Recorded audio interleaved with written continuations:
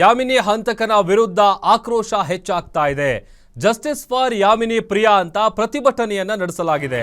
ಬೆಂಗಳೂರಿನಲ್ಲಿ ವಿದ್ಯಾರ್ಥಿನಿ ಕೊಲೆಯನ್ನ ಖಂಡಿಸಿ ಪ್ರೊಟೆಸ್ಟ್ ಮಾಡಲಾಗ್ತಾ ಇದೆ.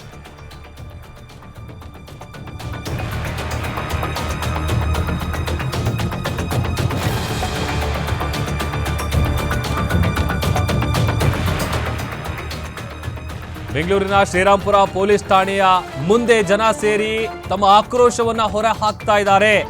ಕೊಲೆ ಆರೋಪಿಗೆ ಗಲ್ಲು ಶಿಕ್ಷೆಯನ್ನ ಕೊಡಿಸಬೇಕು. ಶ್ರೀರಾಂಪುರ ಪೊಲೀಸ್ ಠಾಣೆ ಮುಂದೆ ಜನ ಜಮಾಯಿಸಿ ಆಗ್ರಹಿಸ್ತಾ ಇದ್ದಾರೆ. ಕೊಲೆ ಆರೋಪಿಗೆ ಗಲ್ಲು ಶಿಕ್ಷೆ ಕೊಡಿಸಬೇಕು ಅಂತ ಬಿಗಿಪಟ್ಟು ಹಿಡಿದಿದ್ದಾರೆ.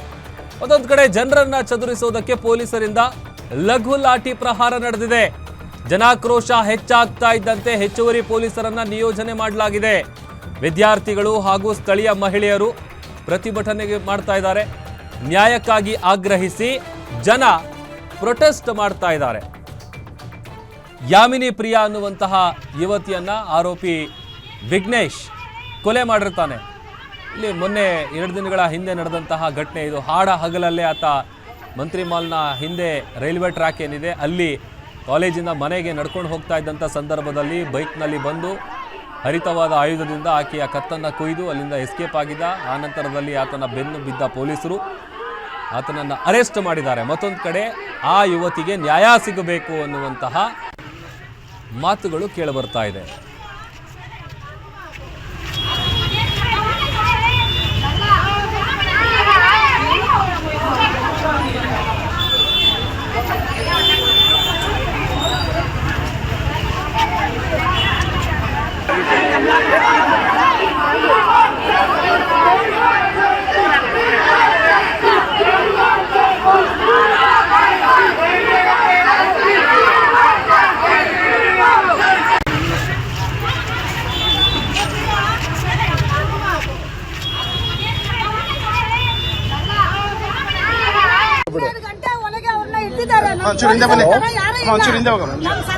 ನೋಡಿ ಒಂದು ಮಾತು ಅಂದ್ರೆ ಸಾಕು ಏನ್ ಕೆಲಸ ಆದ್ರೆ ನಮ್ಗೆ ಮಾಡ್ಕೊಟ್ಬಿಟ್ಟು ಹೋಗೋದು. ಎಷ್ಟು ದೊಡ್ಡ